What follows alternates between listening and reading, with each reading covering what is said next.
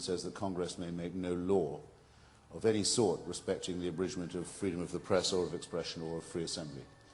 And those of us who say that that amendment means exactly what it says and nothing else, that it's written so as, so to speak, no wiggle room exists, are known as the First Amendment absolutists. It only answers half the question that faces us, of course, because it usually isn't Congress or the state that tries to abridge free expression or free speech. Many a journalist hopes to be martyred one day by an attempt to censor him by the authorities. They live for this moment. There are even singers, like the Dixie Chicks, who think they can claim martyrdom of this kind.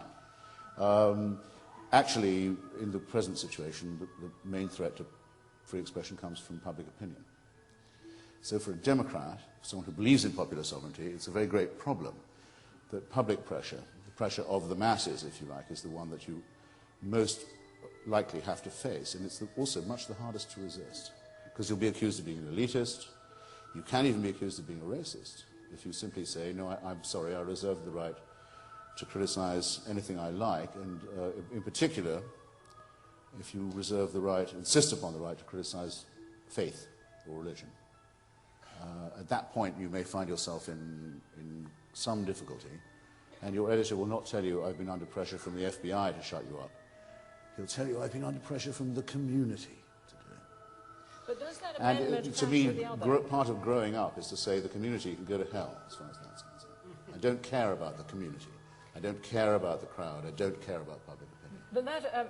But that amendment must clash with the other, which is about freedom of religion, too. No, it's the same amendment.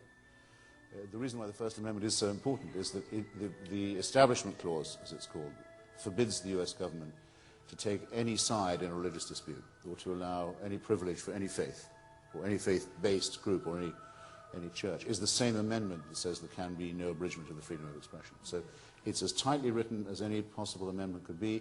It's easy to look up. I recommend that you all do it.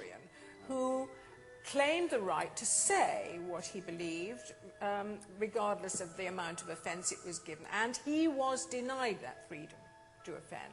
3 years in jail, is that right, Christopher? Do you think that's fair? They're appealing to make it 10. Yeah. So, good? 3 years from now. Is that good? It's a scandal. It's a scandal in itself. And as it happens by its timing, because it happened almost the same week as the Danish controversy, it allowed Muslim demagogues to say, you see, the West doesn't really believe in free speech. And I would take that as a criticism of Western governments, not of myself, because I defend Irving too, and for several years have been doing so. Not just for his right to do this as a matter of free speech, but actually as a matter of free inquiry. I'll say it now and I'll take my chances, but I've read all of David Irving's books on the Third Reich, and I don't think anyone who hasn't read them is educated in the argument. Even at that trial in London with Deborah Lipstadt, with the woman you mean, John Keegan, many other eminent historians came into court and said what I've said repeatedly in print. He is a very major contributor to the subject. He's the man who showed the Goebbels diaries, the Hitler diaries were a fraud and the Goebbels diaries were genuine, when Hugh Trevor Roper, our doyen of historians, fell for it the wrong way. I think he has the right to advance his claims, as well as the right to express his own opinion. It's actually all you need about the censorship mentality. Those who want to be offended will always find something. There's no way of forestalling that. And just as one cannot tolerate being censored oneself, one can say with absolute confidence that if one was in favor of censorship, in principle, platonically, say, we wish it could be done, decency could be protected, obscenity could be avoided, offense could be... Who's going to get the job? Do you know anyone? There will never be a human being born who's good enough for that job. No man is good enough to be another man's master in that way. There cannot be a censor or censorship that does not degenerate into absurdity and corruption, and there never has been, and there never will be, and all the excuses for it that there could be, that it protects superstition and religious fanaticism. It should have been. But the fact still is, the theatre in turn will ask themselves whether it's worth it. There's no satisfaction you know, in being run over if you know that the driver who's run you over is going to go to jail. It's not going to do you very much good after you've been run over. The police in Manchester last week found the energy to arrest and charge someone who stood outside the Catholic Evidence Guild office there, holding up a copy of my book on Mother Teresa. They were very swift to punish him. You can't do that. Who knows what will happen if we let you do it. But those who actually use and threaten violence are let off, let go. Get used to it, or don't get used to it. Get used to it and you'll live under it. Resist it now while it can still be opposed. Because there's a police state coming that says that we are there to protect religion and all religions. And it'll all be done in the name of niceness. It'll all be benign. Can you bear it? The story of the Sikh play is even more confounding because the wanted to commission a play from a major ethnic community within the city and had opened the doors to consultation with them, invited them in, invited them to rehearsals, invited them to contribute, all by way of being the generous, liberal, enlightened theatre world, and it had spiked their attempts. So concessions don't win the day, perhaps. No, they do not. Joseph Priestley, and he'll give you an example. Joseph Priestley, the man who discovered oxygen, had his laboratory. While he was doing his great scientific experiments, he also announced that he didn't believe in divine revelation at all. He didn't believe in the monarchy, but he was effectively Unitarian. And as you know, the Unitarian belief is that there's one God maximum, one God at most, if that. And a mob formed. It was called the Church and King mob. It did a lot of work in those days for the Hanoverian usurpers and their friends. And they smashed up his laboratory. They destroyed the only real scientific laboratory in Britain. They were so appalled that there was this scientist going on and making these profane remarks. He had to move to Philadelphia. Well, good for them. They got what they wanted. Philadelphia got Joseph Priestley. Yeah. Good for them. Christopher believes... Had every right to have their feelings hurt by something they didn't understand, hadn't read, didn't care about, and knew that they wouldn't be punished by the authorities for acts of vandalism and cruelty and intimidation. We want this back now. I thought we got over this. Now I have to face it all again.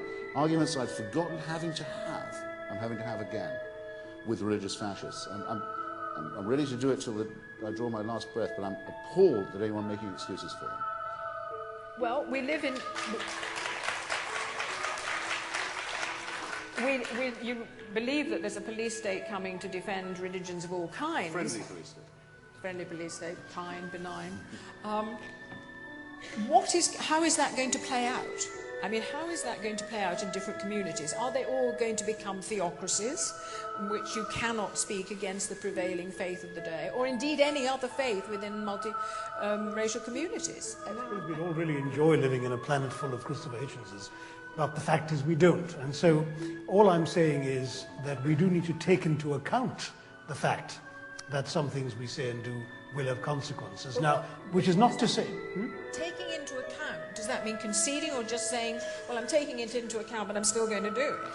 Well, there are perhaps ways of doing things differently. That short story could have been given a different title. The question of the play, again, I haven't read or seen the play, so I don't know anything about it. I gather that one outraged Sikh leader said, you know, we would have supported this play, but why did she have to sense an act of either incest or rape that takes place in a temple, and that they found offensive.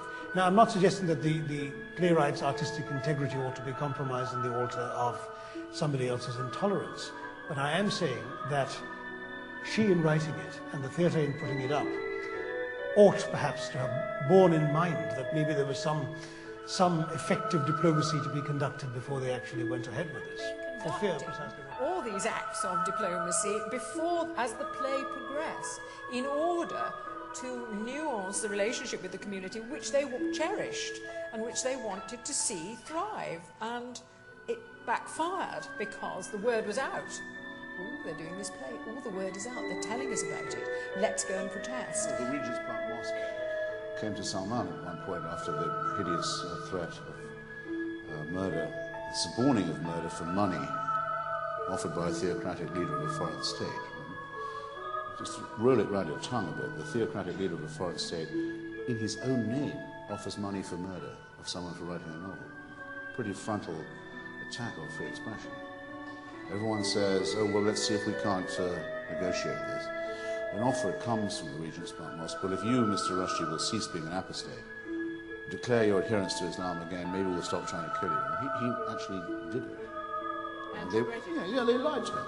They fucking flat out lied to him. These people have no concept of truth, no concept of honesty at all. When has anyone ever said, what's it like to be insulted as someone who thinks that civilization's a real thing? Why is it always interfaith? Why is it always interdenominational? Why can't we say that all of these cults are equal and equivalent glimpses of the untrue? These people have no concept of truth, no concept of honesty at all.